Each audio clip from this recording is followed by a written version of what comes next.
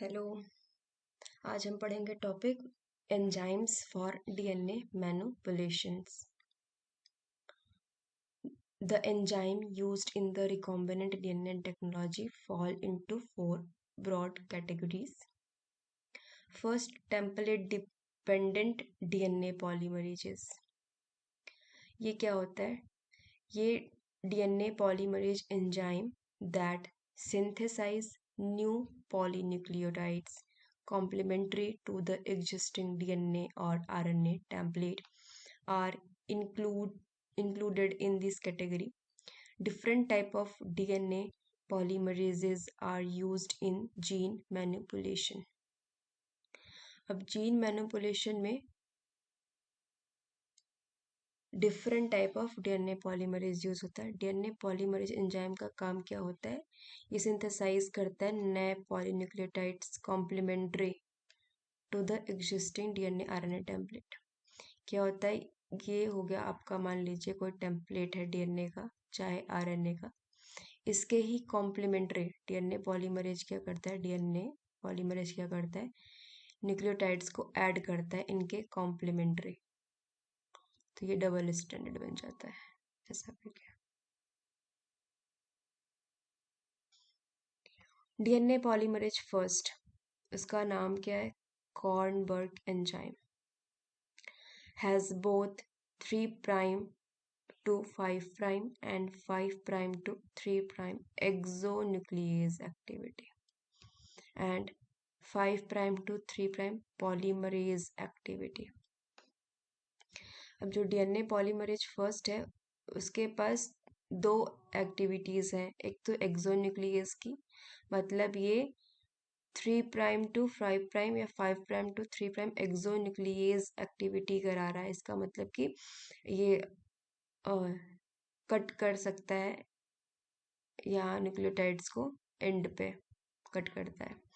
और दूसरा एक्टिविटी इसका था 5 to 3' पॉलीमरेज एक्टिविटी। 5' to 3' क्या कर रहा है? ये न्यूक्लियोटाइड को ऐड करा रहा है, कॉम्प्लीमेंट्री न्यूक्लियोटाइड को। Reverse transcriptase also known as RNA directed DNA polymerase activity. एक होता है आपका रिवर्स ट्रांसक्रिप्टेज एंजाइम, इसको क्या बोलते हैं? RNA directed DNA polymerase. Reverse transcriptase को बोलते हैं आरएनए डायरेक्टेड डीएनए पॉलीमरेज। इसका ये मतलब है कि आपका ये टेम्पलेट जो होता है वो आरएनए टेम्पलेट होता है। अब आरएनए टेम्पलेट है, आरएनए टेम्पलेट के कॉम्प्लीमेंट्री डीएनए पॉलीमरेज जब न्यूक्लियोटाइड ऐड करेगा तो उसको बोल देते हैं RNA directed DNA polymerase. Synthesise क्या करता है? DNA from RNA. ये आरएनए का टेम्पलेट है और क्या सिंथेसाइज हो रहा है इससे? Complementary DNA.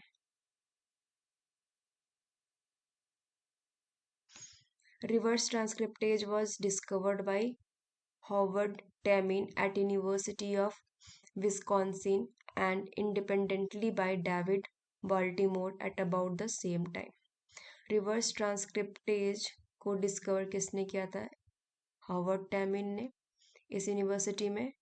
Independent by David Baltimore about the same time ये भी कर रहे थे उसी पे काम।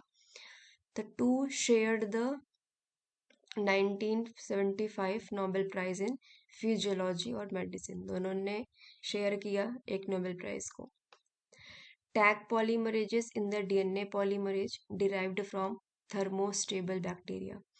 अब DNA polymerase Taq DNA polymerase क्या है? एक डीएनए पॉलीमरेज है जो कहाँ से डिराइव किया गया है? अब डीएनए पॉलीमरेज डिराइव किया गया है थर्मोस्टेबल बैक्टीरिया से, उसका नाम है टैग डीएनए पॉलीमरेज। उस बैक्टीरियम का नेम कौन सा है? ये thermos aquaticus. It operate 72 degree centigrade and is reasonably stable above 90 degree centigrade. ये जो पॉलीमरेज डिराइव किया गया है इस बैक्टीरिया से वो 90 डिग्री सेंटीग्रेड पर भी स्टेबल रहता है और यूज्ड होता है किसमें? पीसीआर में, पॉलीमरेज चेन रिएक्शन में।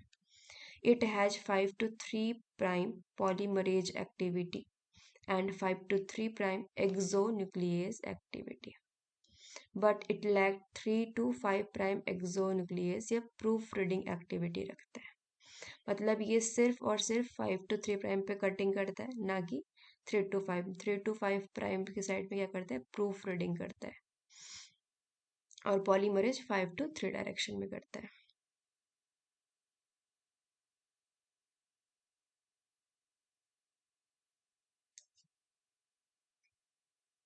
न्यूक्लियेजेस क्या होते हैं, न्यूक्लियेजेस आर एंजाइम, ये भी एंजाइम है, दैट डिग्रेड, क्या डिग्रेड करेगा, न्यूक्लिक एसिड, ब्रेक करेगा क्या, phosphodiester bond that link one nucleotide to the next.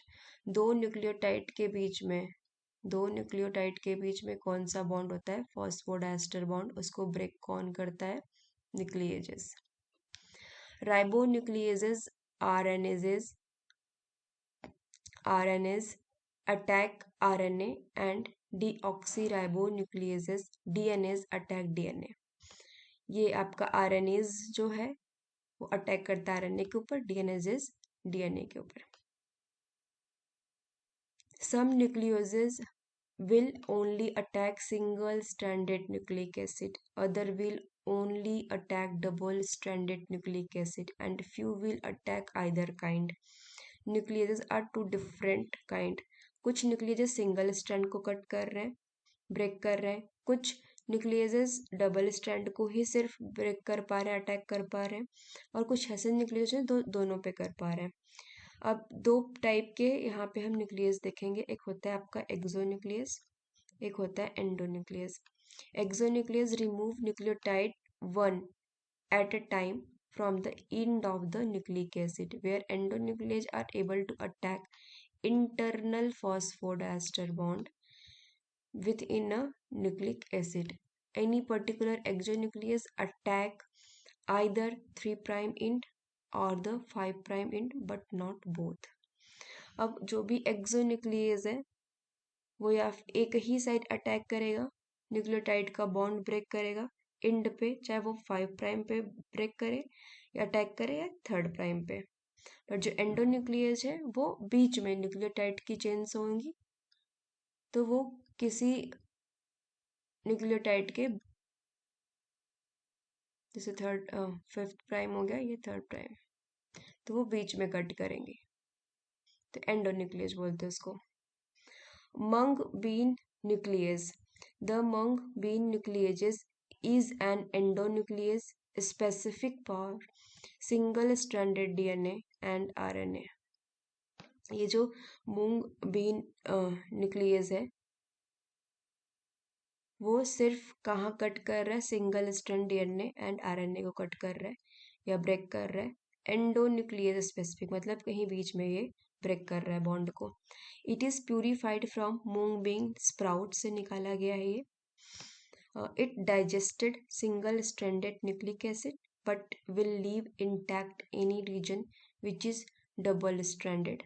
तो ये डबल स्ट्रैंड को ब्रेक नहीं करेगा, सिर्फ सिंगल स्ट्रैंड पे अटैक करेगा। It require zinc for catalytic duty, ये अपनी एक्टिविटी दिखाने के लिए इसको जिंक की नीड पड़ती है। S1 nuclease, the S1 nuclease is an endonuclease, purify किया गया कहाँ से, Aspergillus oryzae. This enzyme degrade RNA और सिंगल स्ट्रैंडेड डीएनए। ये जो एंजाइम है आपका एस्परजिलस ओराइजी से निकाला गया S1 न्यूक्लियस, ये किस पे अटैक कर रहा है आपका, क्या डिग्रेड कर रहा है ये, आरएनए या फिर सिंगल स्ट्रैंडेड डीएनए को, but does not degrade double stranded DNA or RNA DNA hybrid in native conformation. Thus, its activity is similar to the mung bean nucleus. However, the enzyme will also cleave a strand opposite a nick on the complementary strand. Enzyme will also cleave a strand opposite a nick on the complementary strand. RNase A क्या करता है आपका, RNase A is an endonuclease, ये भी endonuclease है, which digest single stranded RNA at the 3rd' end of pyrimidine residue। RNase H क्या होता है, it is endonuclease, ये भी endonuclease है आपका, which digest the RNA strand of an RNA DNA heteroduplex. RNA DNA का जो हेटेरोडुप्लेक्स है वहाँ पे ये RNA स्ट्रैंड को सिर्फ ब्रेक करता है, RNAH. The enzyme does not digest single stranded or double stranded DNA. मतलब एक RNA का स्ट्रैंड एक DNA का स्ट्रैंड है, तो यहाँ पे आपका कौन सा एंजाइम इस RNA को डिग्रेड करेगा RNAH.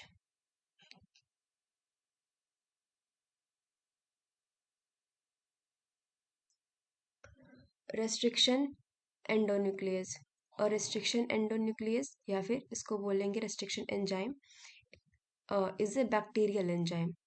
जो रेस्ट्रिक्शन एंजाइम है वो एक कैसा है, बैक्टीरियल एंजाइम है. That cut double stranded DNA into fragments after recognizing specific nucleotide sequence known as recognition or restriction site. The term restriction comes from the fact that these enzymes restrict the entry of foreign DNA in the bacteria. Restriction enzymes therefore are believed to be evolved by bacteria to resist viral attack. अब restriction site से क्या समझ में आ रहा है, ऐसा site जो restrict हो, मतलब वहाँ पे किसी चीज़ की एंट्री ना हो पाए, कोई चेंजेस ना हो पाए. तो ये जो रेस्ट्रिक्शन साइट है वो बैक्टीरिया ने इसलिए अपने अंदर रख रखा है कि वो उसमें फॉरेन DNA का एंट्री ना हो पाए. फिर रेस्ट्रिक्शन एंजाइम भी इवॉल्व किया गया बैक्टीरिया को द्वारा जिससे वो रेजिस्ट कर सके वायरल अटैक को. Existence of restriction enzyme was first postulated by W. Urber. He noticed that when the DNA of bacteriophage entered a host bacterium, it was cut up into smaller pieces, and for this he theorized the presence of restriction enzyme. उन्होंने ये देखा कि restriction enzyme का जो existence है किसने बताया, किसने पॉस्टुलेट किया था, W. अर्बर ने. उन्होंने नोटिस किया कि जब बैक्टीरियोफेज का DNA एंटर करता है किसी होस्ट बैक्टीरियम में तो वो क्या करता है, स्मॉलर पीसेस में कट हो जाता है उसका DNA. फिर उन्होंने बताया कि ये इसलिए होता है क्योंकि उसमें क्या प्रेजेंट होता है, प्रेजेंस ऑफ रेस्ट्रिक्शन एंजाइम जो रेस्ट्रिक्शन साइट को कट कर देता है. In 1970, Helmington Smith and his co-worker first isolate a restriction enzyme. Restriction enzyme को सबसे पहले बैक्टीरिया में से किसने आइसोलेट किया था, हेलमिंटन स्मिथ ने. किसने, हेलमिंटन स्मिथ ने. बैक्टीरियम के किस स्ट्रेन से किया था, Haemophilus influenza strain. The enzyme called hind second. तो पहला कौन सा रेस्ट्रिक्शन एंजाइम आइसोलेट किया गया था, Hind second. Recognise a 6 base pair double stranded sequence. 6 base pair double stranded sequence after discovery of Hind second restriction enzyme. फिर EcoRI was isolated and characterized from the Escherichia coli strain RY13 से इसको isolate किया गया था. अब next video में हम पढ़ेंगे नॉमेनक्लेचर.